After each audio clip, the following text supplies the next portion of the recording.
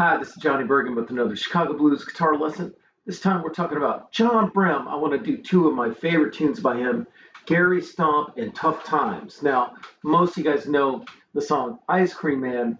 Van Halen did it. The royalties from that enabled John Brim to open a club in Chicago. A lot of my friends have played there back in the day. Um, Anyway, we're not going to do Ice Cream Man this time because there's a lot going on in Ice Cream Man, and I would just want to look at this great 78 that he put out, Tough Times on one side, Gary Stomp on the other. And this is great for beginning guitar players. All right, so this is an F. I've got my capo on the first fret, and it starts with the harmonica going ba ba ba ba ba ba ba ba ba ba ba ba. Then 13th fret, B and E strings. It says, "Come on, guys."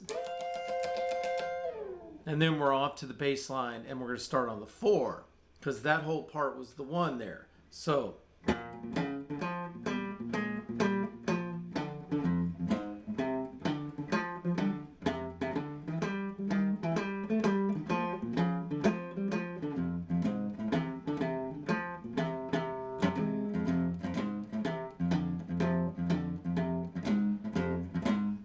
I'm going to start explaining a little bit now before I'm off and running. So this is open, hit it twice, but the second time you're barely hitting it, and you don't even have to hit it twice. You can try hitting it once.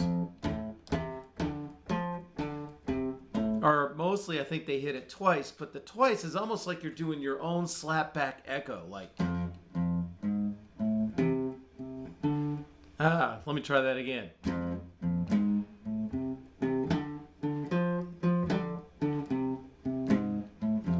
See how one's really strong, and that's like the real bass line, and the other is like just like a tag along. It's a little tag along. So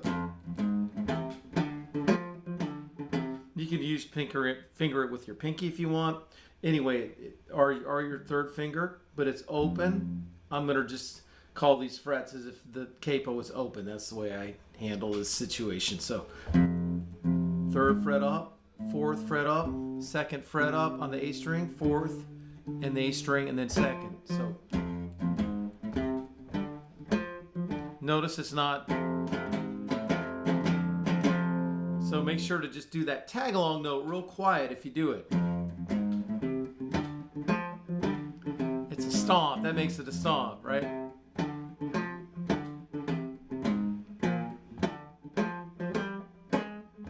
Kind of punch the notes a little bit.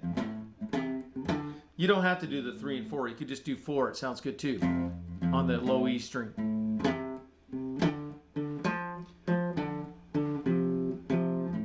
And then you got to slide. You might not go all the way down here. Just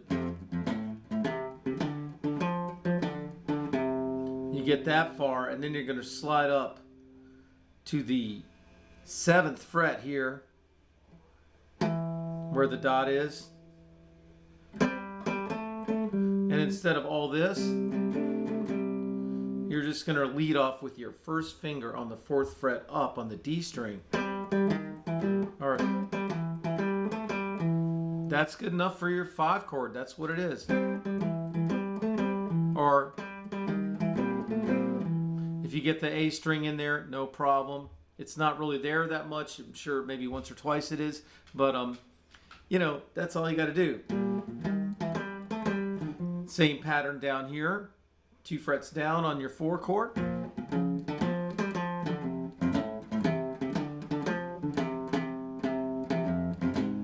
The turnaround's so cool. Ding, don, don, don, don. Or just, that's a roll. So the whole deal.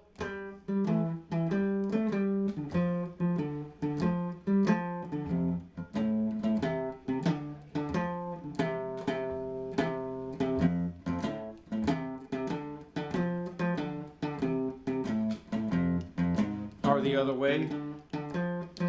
Notice on the 4, and this is not the exact same pattern. We're going to put the pinky down 1 fret up there on the 5th fret up,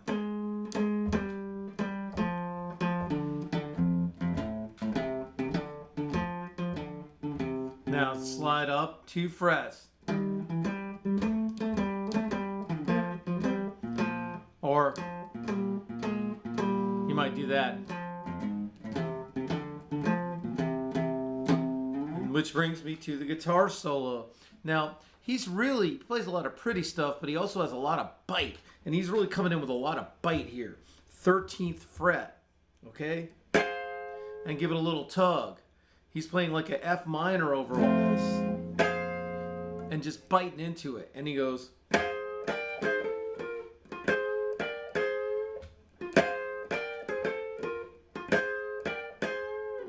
Same pattern down here. So that's, let me explain that a little bit better, or at all, I should say.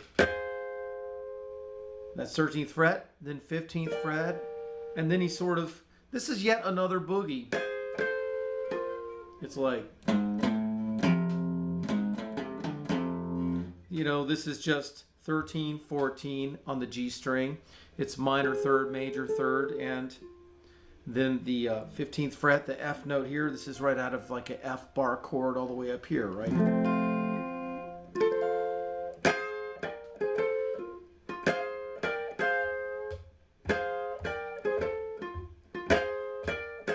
Now he's going to take the same concept on the 6th fret, B flat, 4 chord, this bar chord, right? Yeah.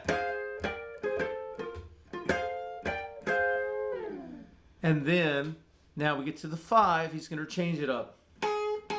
He goes.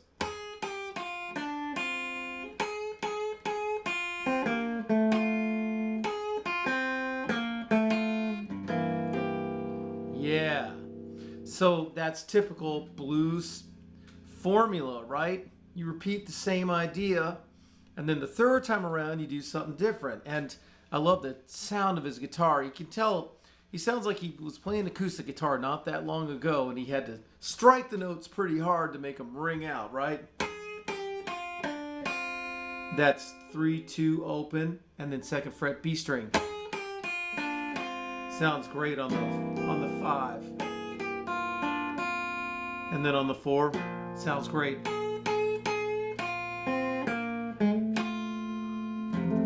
So he really played his changes, you know.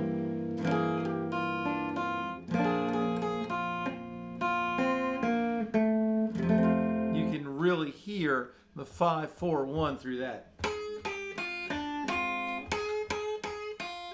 And notice how he really resolves to the 1st fret G string major sound. That's what makes it. My friend Dave Waldman says he's really influenced by Scrapper Blackwell, and I think that's the kind of thing he's talking about that makes it like Scrapper Blackwell. Correct me if I'm wrong. Really punch those notes. And then that's pretty. You're exploiting those open strings like Jimmy Rogers, right? 2nd fret G string, 1st fret, and then I could have that a little wrong, but it's definitely right out of your B7th. Pretty. And then he does a lick that he does it in Tough Times. He does it lots of places. He's got his own version of like the Sweet Home Chicago kind of thing. That, you know, or a lot of you guys know that. But did you know this? So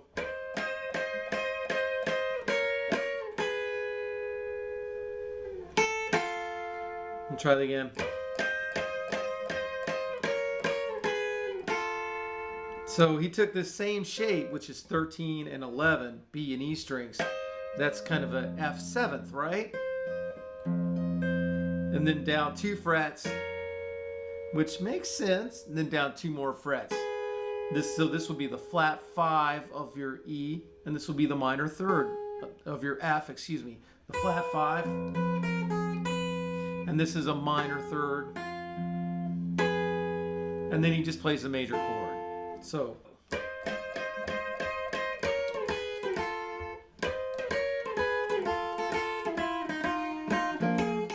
So the second time down, he switches his phrasing.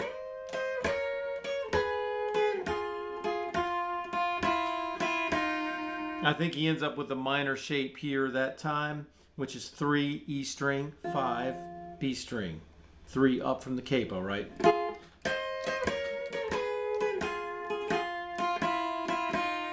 Yeah, that's awesome. He's really putting the gas on. And then I like the way he's so swinging. He doesn't just play one note. He doesn't play one rhythm. He plays one rhythm and then he sort of switches it up with another. Now we're on the 4 chord, so the second and third up, that's so right out of your 4/7 chord, right? The 4 chord and it's 7th, right? Like a B flat chord. This. So now he's going to switch his rhythm.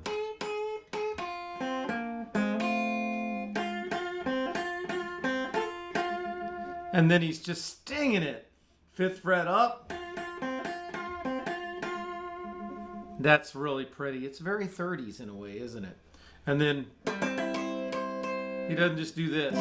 He kind of speaks the chord slowly. He just gradually rakes his pick down from the D string up. This is a quote-unquote long A chord like this, up 2 frets to be your 5 chord, right? I call it long A, the shape. So you move it up to your 5, it'd be the 5th fret.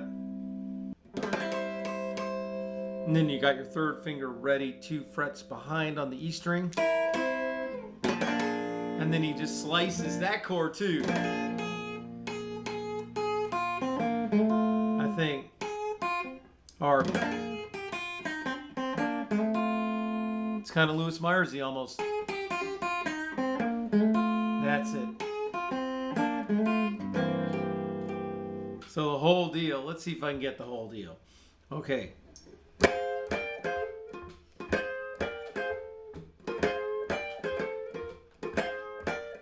Stomp it.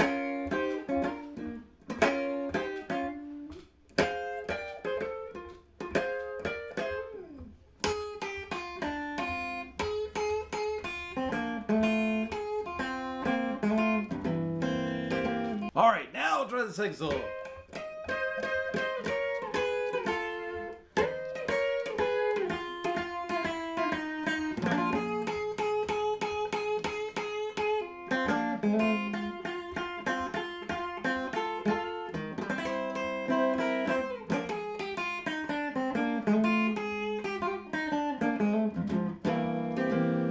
Okay, that didn't happen, but that was pretty together. It had that stinging note, had the slicing chords or the raking chords.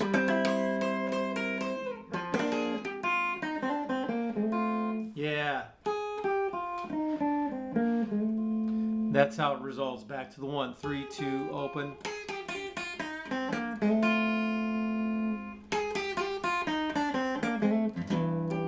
Yeah. So, gosh, really exciting, well put together solos that are not so hard to play. So, I mean, as you can see, I had to try it a few times.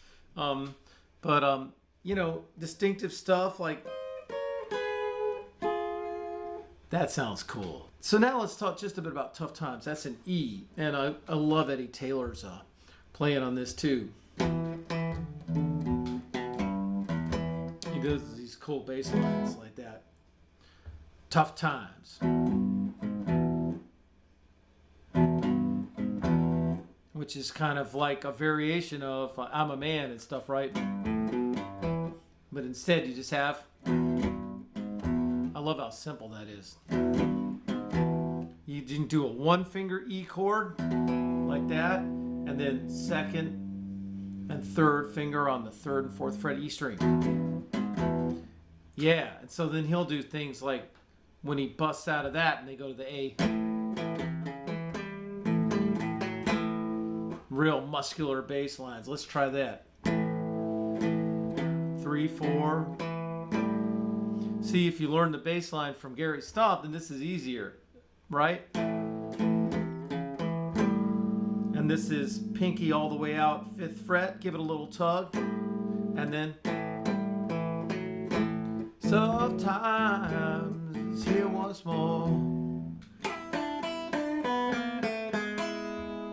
Maybe that's the Scrapper Blackwell. Or you can even put a little vibrato on the first fret there, just a hair. I think that's what it is. Although this sounds good in the second fret too. This is third fret open, and then third fret B string. Ah. 3, 2, 1. If you don't have no money, people. Or then if you were Eddie Taylor, you know. That's a nice way to walk to the E. Open. 1.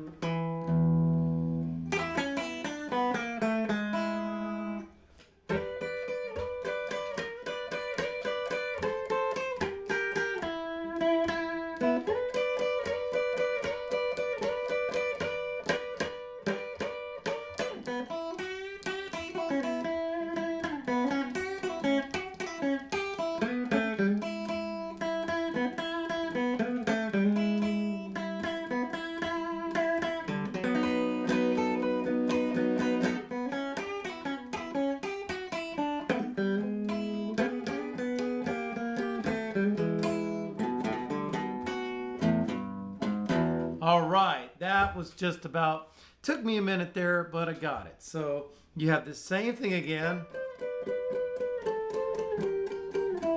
This time he ends with just a 5 and 5 open. And then he just does a cool rhythm thing. Ba, ba, ba, ba, ba, ba, ba. And then this time, instead of that kind of thing that he did in Gary Stomp, this time he bends. And he does this, he loves this bend. Like there's one song, I think it's Be Careful, I forget which one it is. He actually ends with that bend. Doom, doom, doom, and it works. So he does this bend here, second fret E string. And then he loves to grab that 5th fret and really vibrato it.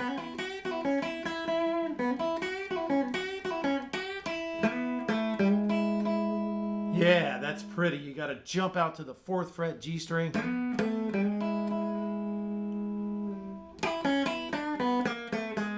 That's kind of the fills that he does there.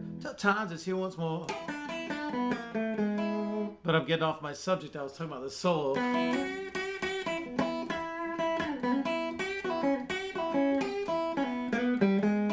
And then he just does that, grabbing that 5th fret. I think that happens there. And then at that time, then back to your like rake or slice or just playing that whole chord, that long A chord moved up 2 frets, so it's the B. Okay, so I think what he does there after this,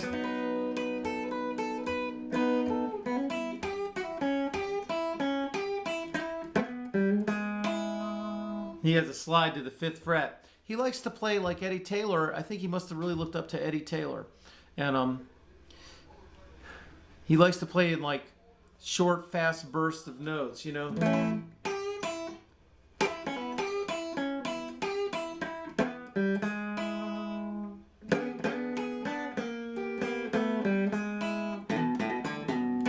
That's great.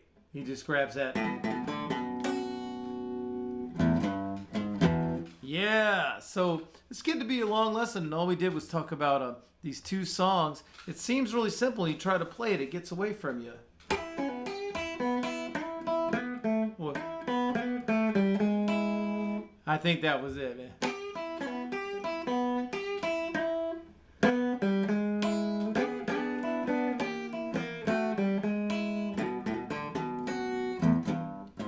Yeah, John Brim.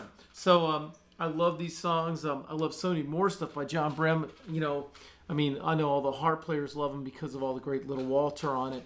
But if you knew John Brim, and I was lucky enough to know John Brim and see his show a few times, play with him once, and it was really great. And he was such a nice man. But I'd love to hear your John Brim memories. Thanks for watching this. We're going to come back and do Ice Cream Man because I've got to really study and see, do I hear 3 guitars instead of just 2? I know it's Jimmy Rogers and Eddie Taylor.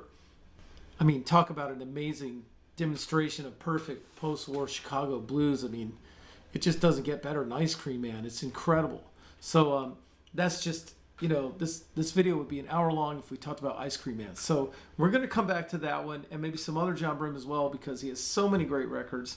He's great on the Grace Brim stuff. She's such a cool drummer. She's on drums on this one. That's his wife.